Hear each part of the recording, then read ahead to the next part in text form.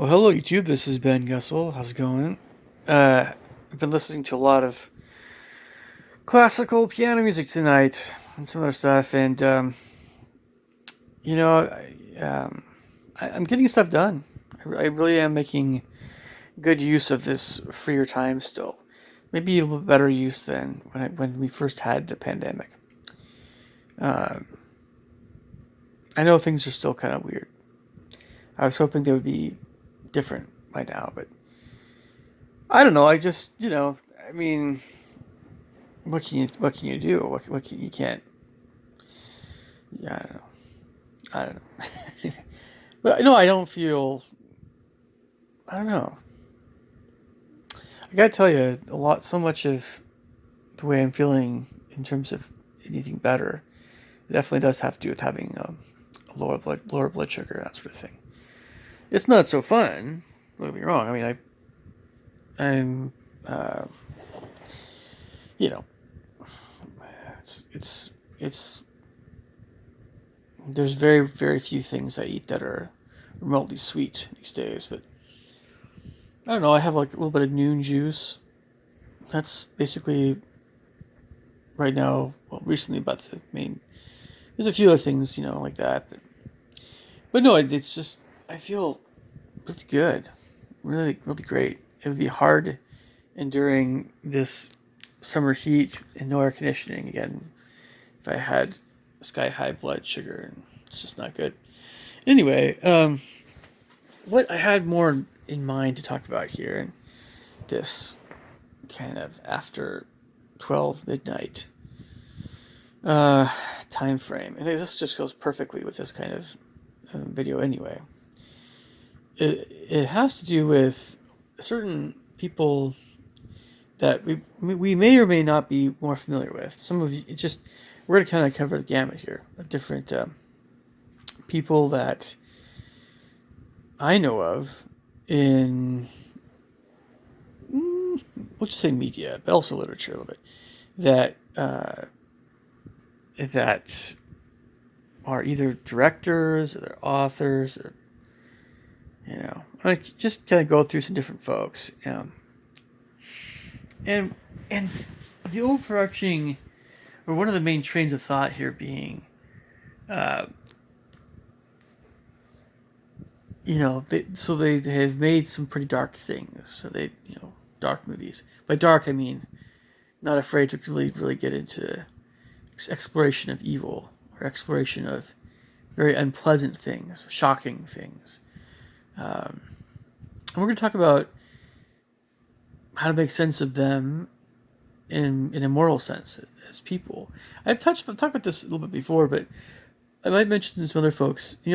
It's just it's true.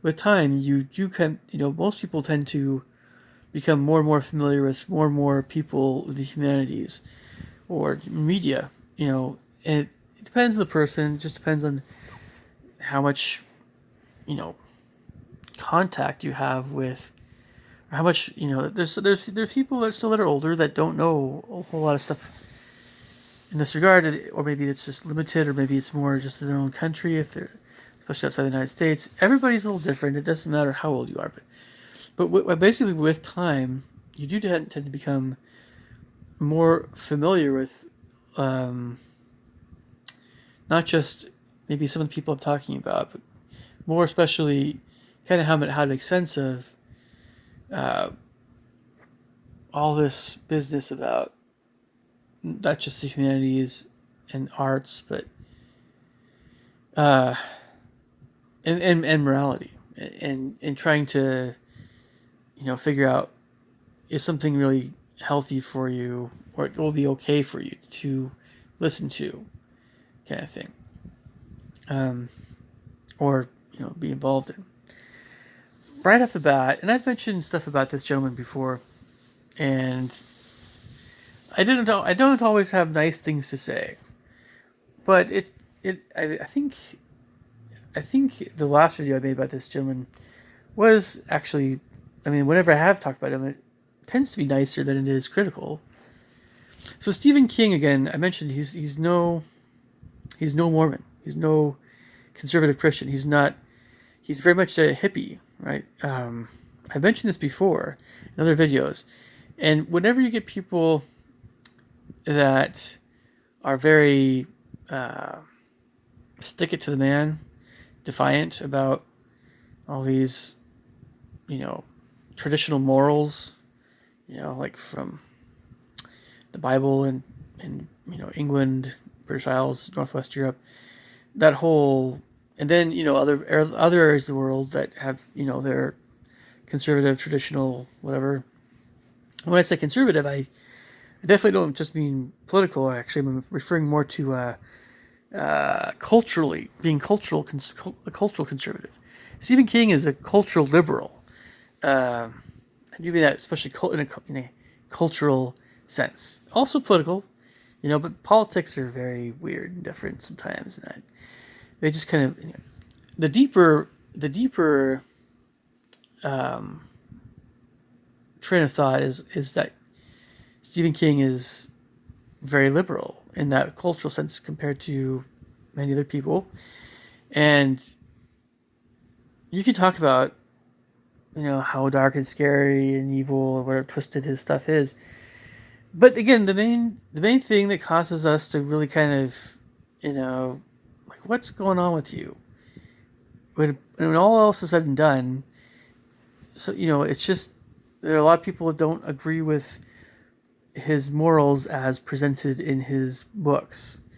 There still is a difference you can make between the content of someone's books or media and who they are as a person, certainly.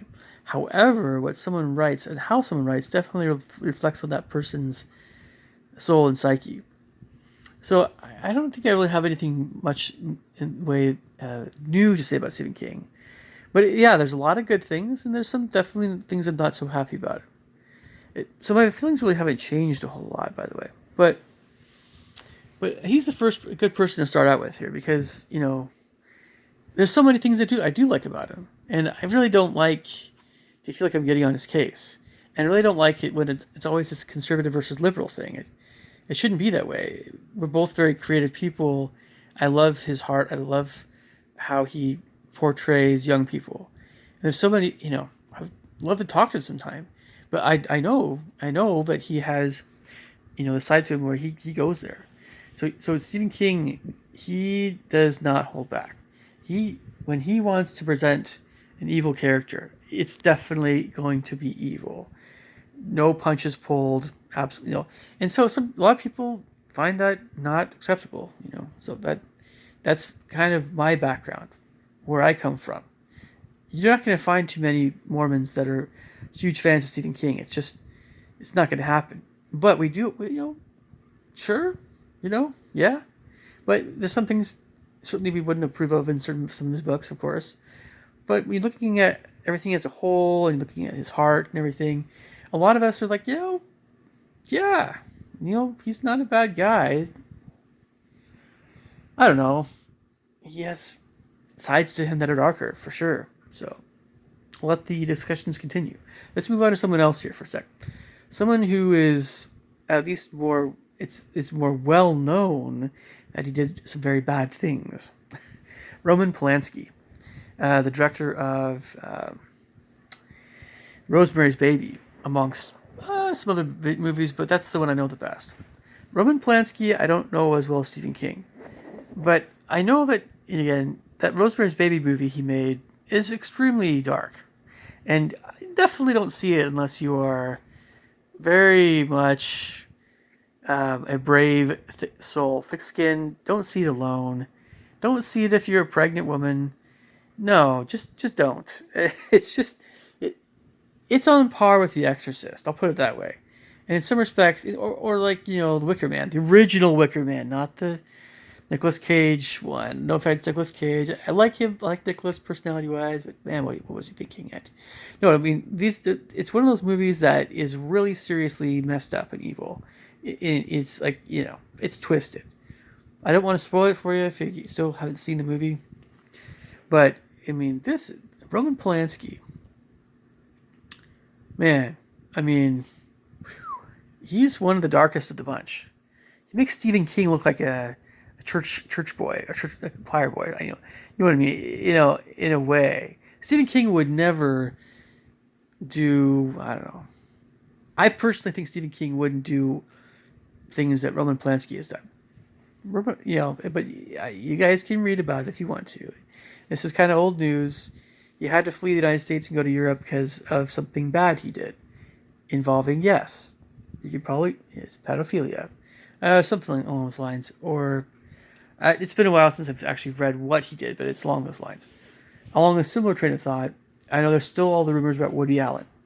Woody Allen has made some very sexual movies, and they get kind of Sigmund Freudian, right? Freud, Woody Allen, and Sigmund Freud. I mean, yeah, I mean, like, I know that's his. Yes, they're both Jewish. Who cares? No, but that's what, there's a lot of things that Woody Allen. So these are all these people I'm talking about so far. By the way, they're all very intelligent guys, extremely intelligent. Some of them more creative, some of them more apt to explore very dark territory. I'll put it that way. Very dark. The darkest you can go, almost, demonic stuff, basically. Woody Allen is not, how can I put this? So I find Stephen King to have his good qualities. I prefer to think of his good qualities. If I had a chance to talk to him, believe me, I would want to be I would want to be nice to him. I really do. I hold him in high regard in a lot of respects, and try to dwell on the stuff I like about it more.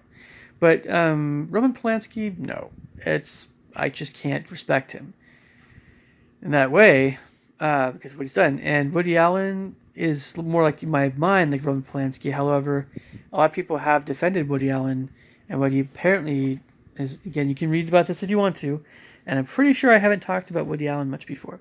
But I'm not kidding when I say his movies, not all of them, many of them are, well, I don't know. If they're generally often thought provoking, and a lot of times they're artsy, that sort of thing in a way. And there's a lot of artsy movies I haven't seen. I just and I just maybe I'll get into it if I want to get into it. But the opposite of the pop, and I believe I'm not a pop movie person now. They're quite the opposite. I'm somewhere in between the art house stuff and the film noir or all that stuff, and then the pop blockbuster stuff. I fall somewhere in the middle. I really do.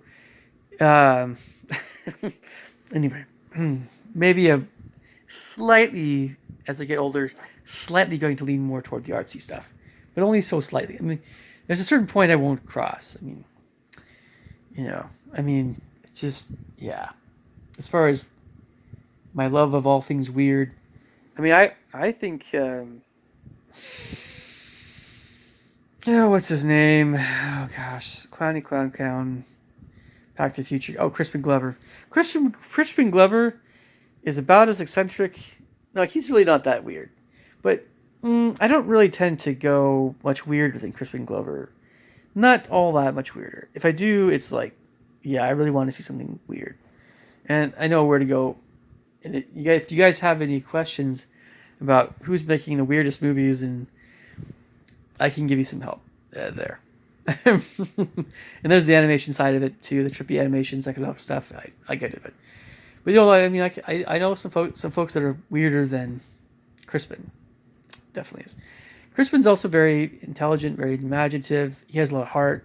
I have the highest respect for Crispin, actually. Of all these people, mentioning all these people, he's probably my favorite one in terms of what kind of person he is. Stephen King has his good qualities too. Don't get me wrong. Just kind of twisted. But yeah, Polanski and Woody Allen. Some part of me wants to like Woody Allen, really, but it's because of what he's been rumored to have done. Nothing's been proven, but my gut feeling tells me something is really messed up about that guy. But I prefer not to I prefer not to hate him. But I don't know. But yeah, I mentioned this subject. I don't want to talk about this too much in depth.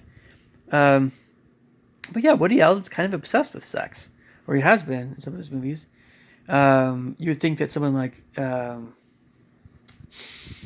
mentioned Sigmund Freud is also sometimes thought to be a little bit obsessed with sex in his psychoanalysis and his research or his thoughts on psychology. Yeah, sure. Um, it's tough because you're talking about psychology, talking about things that are less tangible, and we've had so much time for people to kind of go, study the brain and all the things that Sigmund Freud kind of laid the groundwork for. And I understand, and I know this is a different kind of thing than the arts and it's a different thing than the arts and the humanities and the media, but psychology is still one of those realms that's having to do more with humans and thoughts and feelings and emotions and dreams and all that stuff. So yeah, you can definitely talk about psychology and psychologists.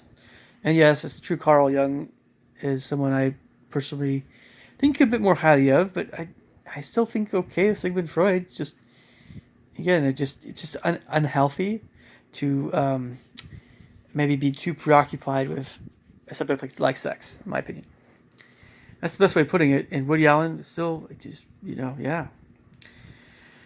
Anyway, so let's go on to some other guys here. Stanley Kubrick. I'm not just mentioning. Trust me, folks. I'm just mentioning people that are in the arts. It's nothing on how he's this list of people that are Jewish in the arts. But for some reason, again, I've known this for a long time. Folks from Israel, actually, I was supposed to say Jewish. A lot of Jewish folks are very. There's a lot of people that are very creative, intelligent in the arts and media that are Jewish.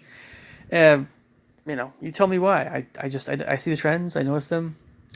Stanley Kubrick, I don't know all these people super well, but I do know him well enough via his movies like The Shining and Full Metal Jacket. I almost said Full Metal Alchemist. That's not it.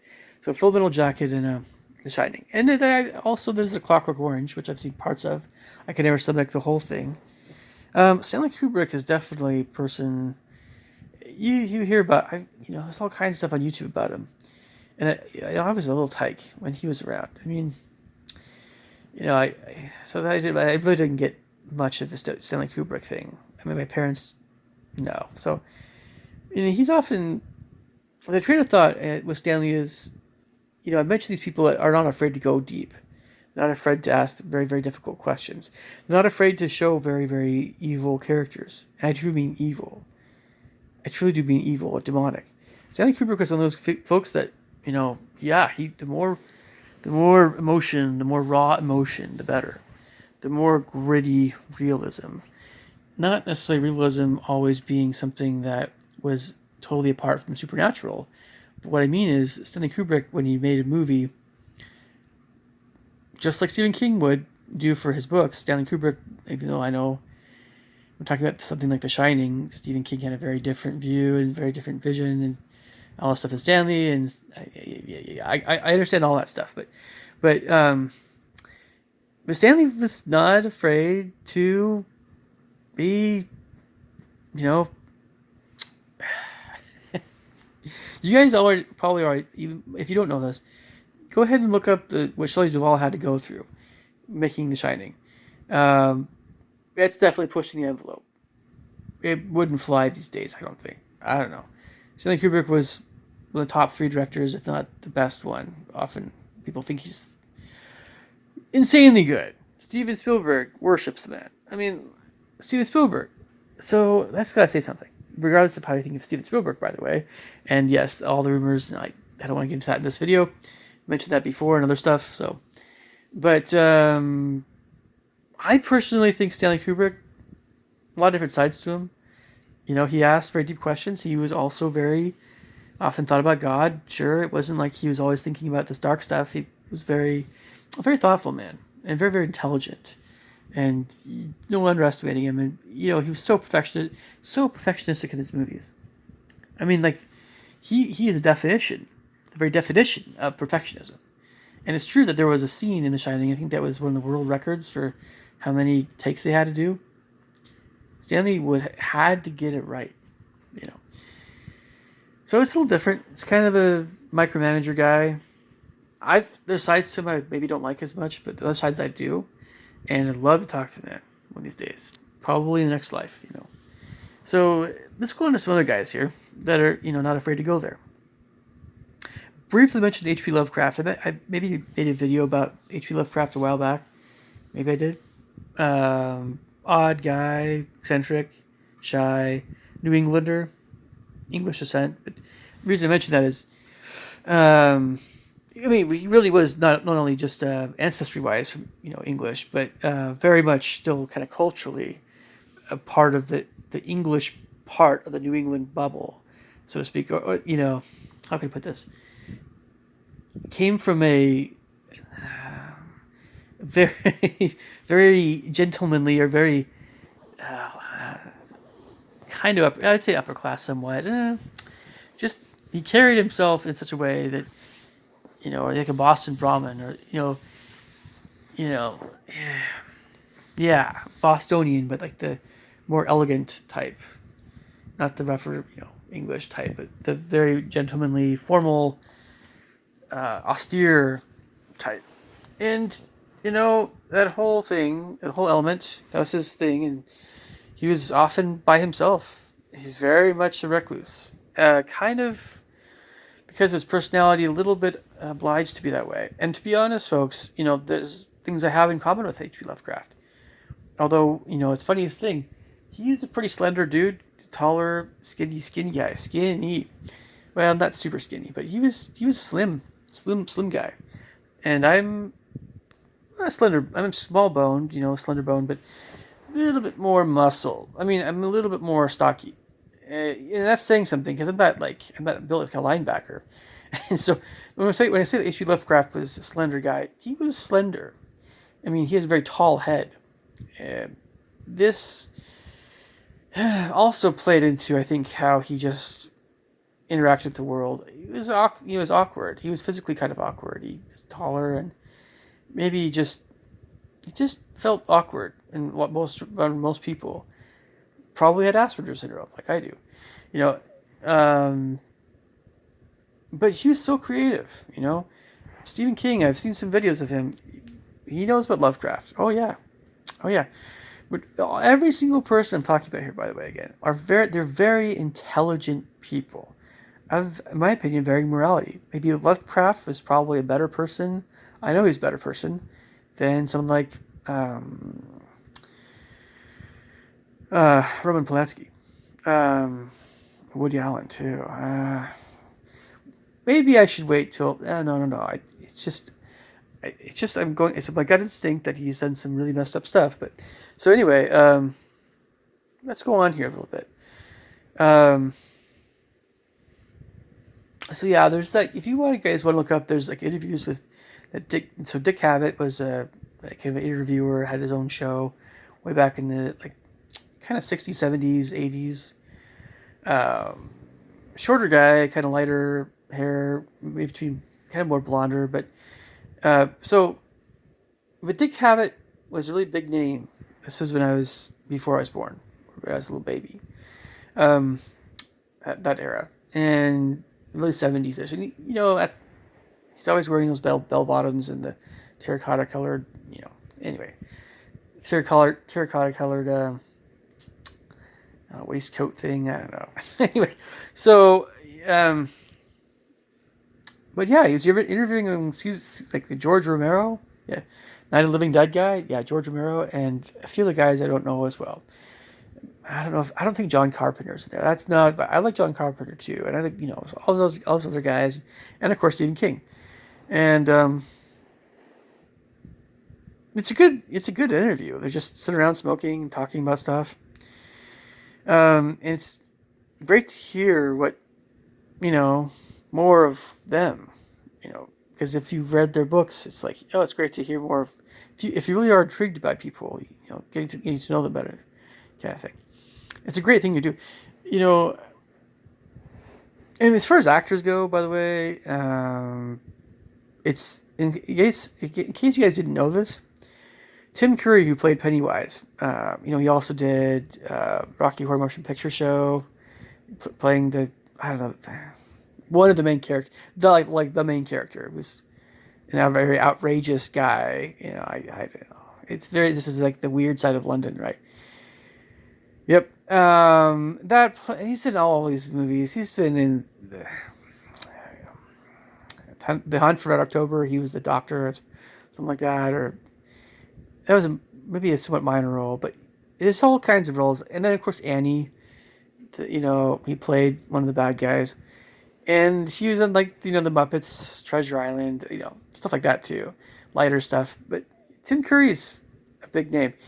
Tim Curry he was a composer. He writes music. Very, very multi-talented guy. Very amazing guy. I just think the world of Tim Curry. But he knows how to go there too. And if he's playing obviously playing Pennywise, he can play some very evil characters, and he knows how to use his face in that regard. Now, personally, because Tim is not, he's a composer too. It'd be interesting hearing his music. He's more of an actor performer, but he's also a very good musician. I mean, as far as I can tell, he's a very good musician, multi talented. And Jack Nicholson, I was going to mention too, because Jack's case, he's more actor than he is musician. Well, yeah, I don't know. And Jack Nicholson, he is more emotional, in my opinion. He uses his emotions more than Tim Curry, who Tim uses his eyes more, and maybe his voice. Tim, by the way, Tim Curry did the demon or the devil, the hooved horned devil guy in Legend with Tom Cruise and Mia Sara. So if you guys have seen that movie, or if you haven't seen it, definitely check it out. But yeah, I mean Tim Curry is pretty versatile. So yeah, I'm mentioning all these guys that played like scary clown type guys or whatever. But let's go on to some other guys here for a bit.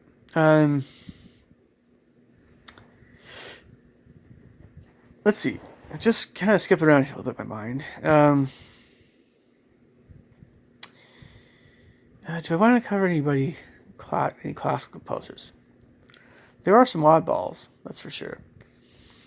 Now, it's pretty common knowledge that with rock, the whole rock arena, basically, and all that stuff, if you look in the 70s, Mick Jagger, by the way, is a scumbag, in my opinion. But a lot of people think better of him. Think what you want. It's just, personally, I think he's a scumbag. But yeah, and all the musical ends of things and how dark he gets and all that stuff. Let's talk, though, about Aleister Crowley, and Xander LaVey, and the whole idea of composing evil-sounding music.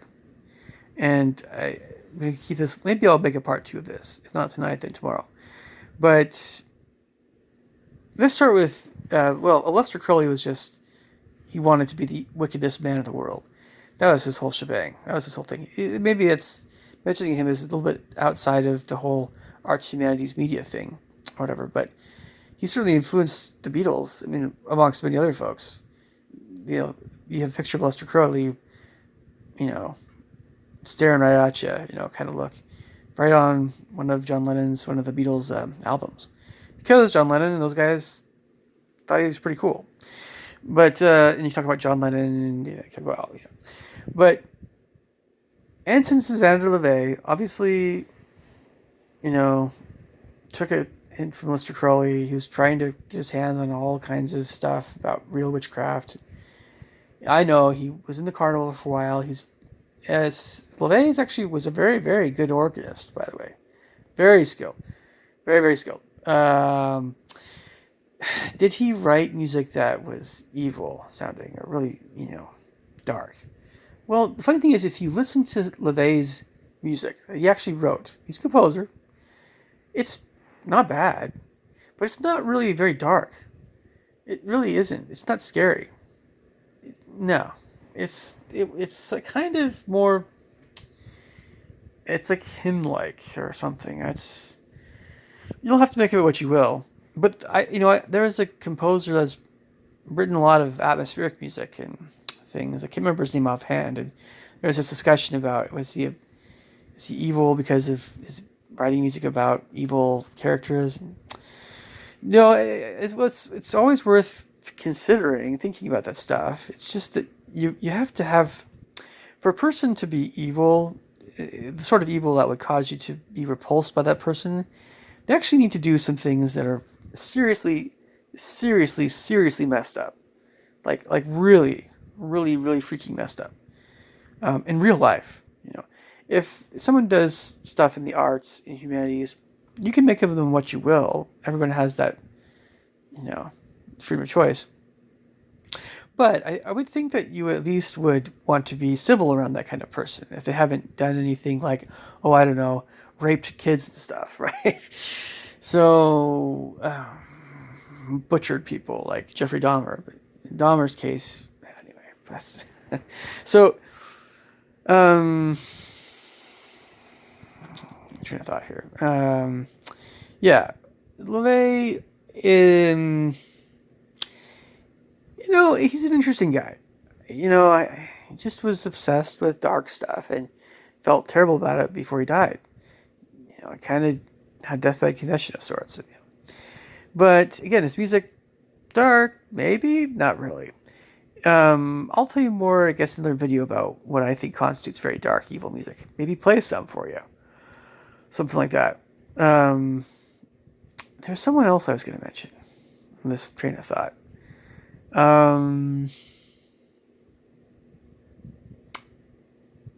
Well, regarding composers with have written scary music, so Lalo Schifrin tried. You can see his original Exorcist soundtrack, Schifrin's original soundtrack. It's on YouTube. It's quite dark. It's quite evil. Christopher Young, another composer, did music to Sinister. He's considered the Stephen King of music composition. Very interesting guy. He knows how to go there. Gets into the dark stuff. Absolutely. Is he evil? I don't know. It's Christopher Young. See, I don't know him personally, and so I wouldn't know. But really. But I seem like a nice guy. Richard Bellis did the music to the 1990 version of it.